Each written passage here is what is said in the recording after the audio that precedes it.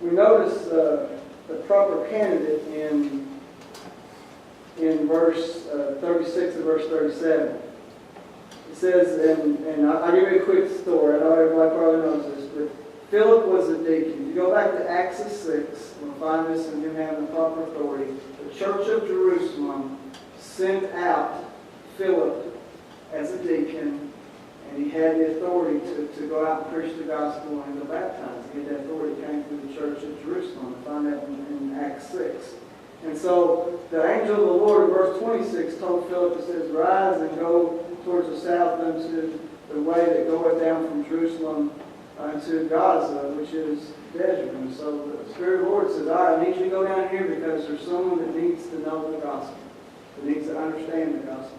And here we find the Ethiopian eunuch in verses 20, or actually 31 on down to 34 here, or 33. He's reading in Isaiah 53 for us, and he's reading and he sees this about this lamb and this person or whoever that's being humiliated for his sins, but he didn't understand who it was. And so Philip showed him that, hey, this lamb, this tender plant, none other than Jesus Christ, the Son of God.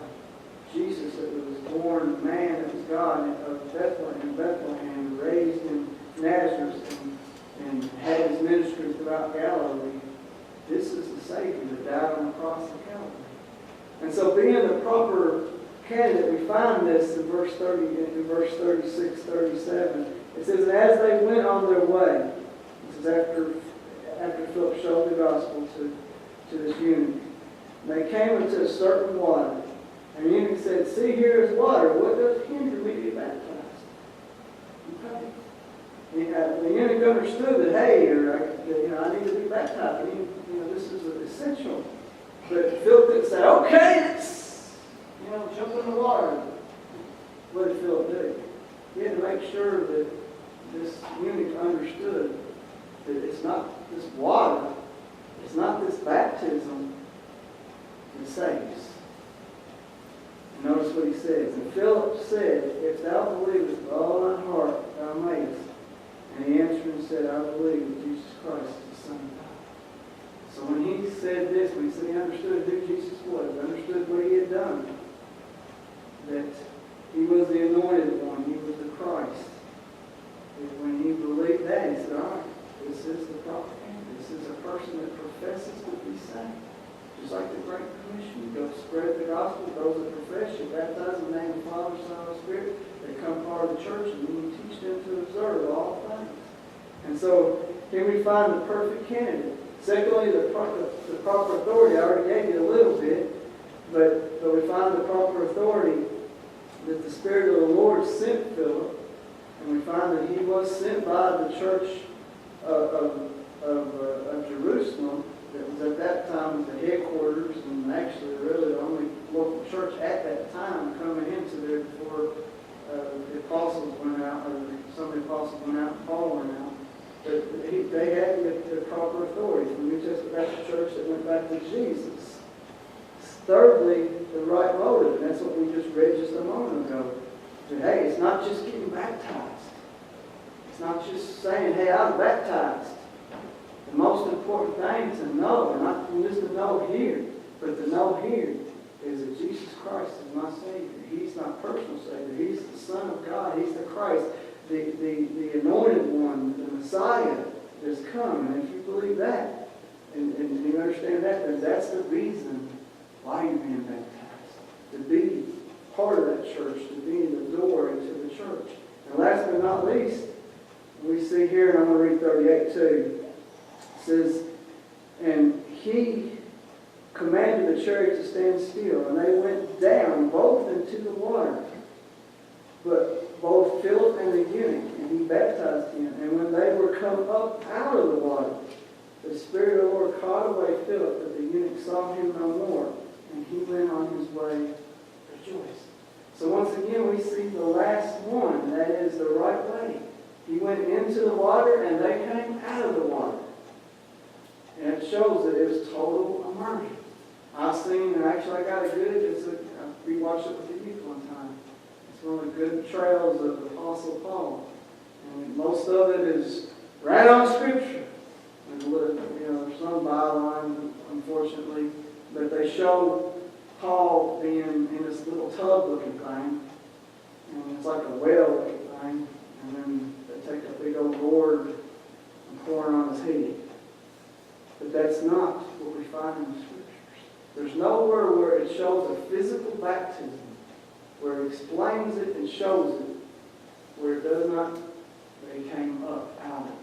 They went into, just like our Lord and Savior, just like the eunuch and the Philip. And so these things are necessary, not for salvation. And I know I said that 100 times. And that's exaggeration. I've said it several times. It's a lie. They know exaggerations are. I've said it several times. But it's the most important thing. And that is that baptism is very important.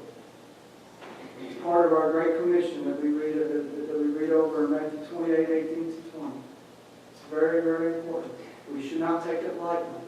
Our Baptist forefathers died by the hundreds, the thousands, maybe even into the millions, because they wouldn't go against scriptural baptism.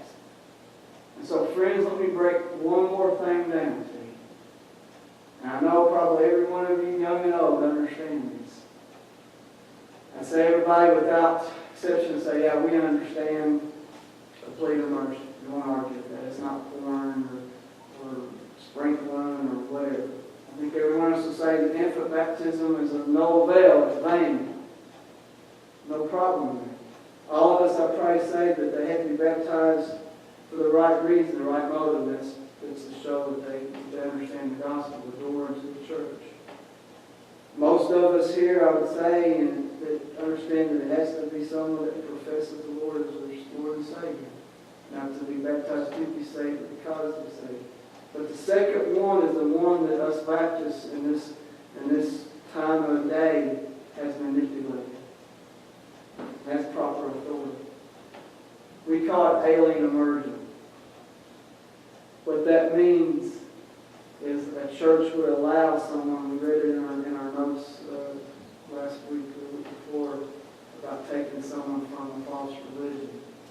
Someone comes from a church that preaches another gospel, which is not another gospel, which is a perversion of the gospel, or does not have the proper church authority.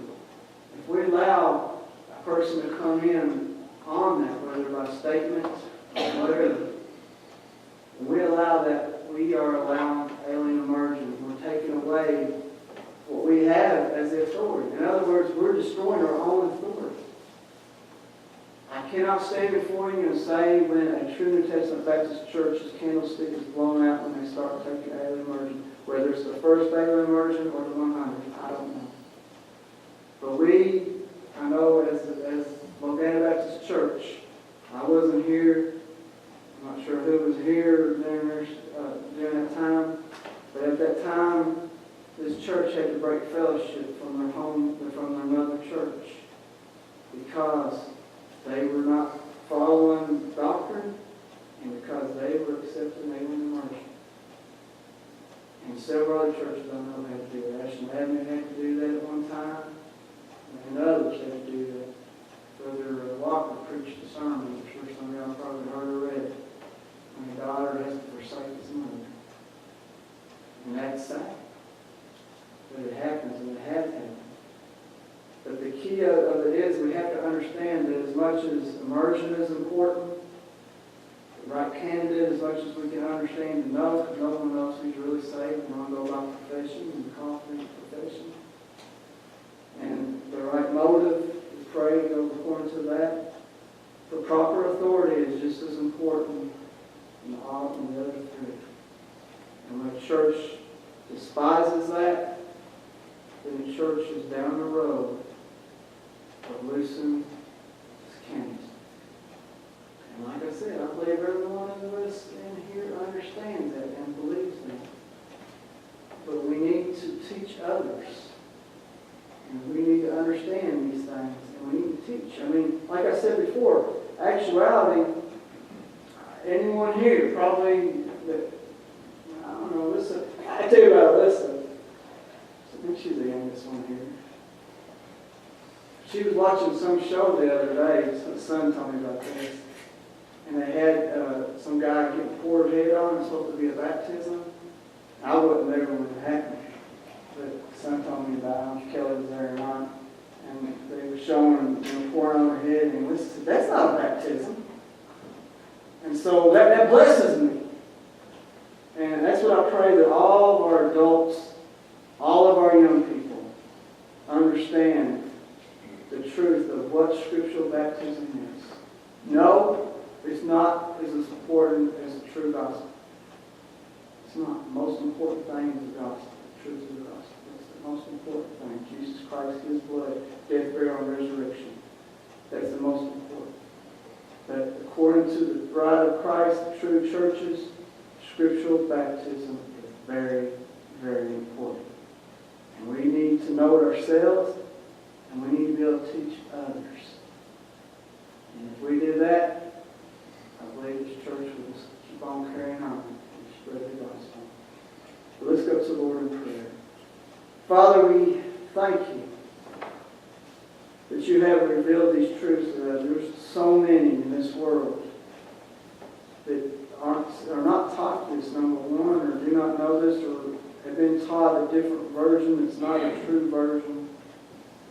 But you, through your grace, have showed this to me all my life, and I believe all the members of this church, or each one that is here tonight, this afternoon, and they've heard this over and over and over, and they know this, and they could probably teach it better than I can, Lord. And I take that as a blessing from you. So, Father, I pray that we will continue to tell others and lead others in the truth. And that this church will never, ever, by your grace and by your power, ever compromise on these truths. But that we will go, we will preach the gospel, we will baptize scripturally, and we will teach them to observe these things. In Jesus' name we pray. Amen. Let's all stand, please, and turn to number 237. 237.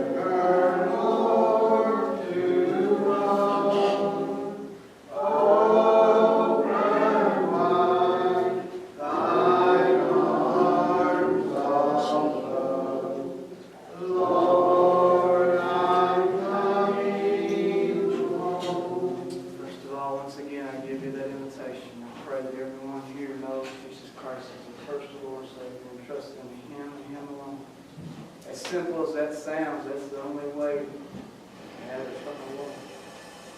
If you add anything to it or take anything away from it, you have nothing. That's what we need to tell them. I think all of us here in unity believe, but I just really, you know what, we need to tell others about it. It's the right way. And we should pray that others will be revealed this. Because there are so many churches that for numbers' sake have said, okay, we'll let that slide, we'll let that slide, next thing you know, they're sliding down a terrible road. I pray that this church will never, ever do that. You know what? By God's grace, I know I say that a lot, but that's what we have, that's all we need.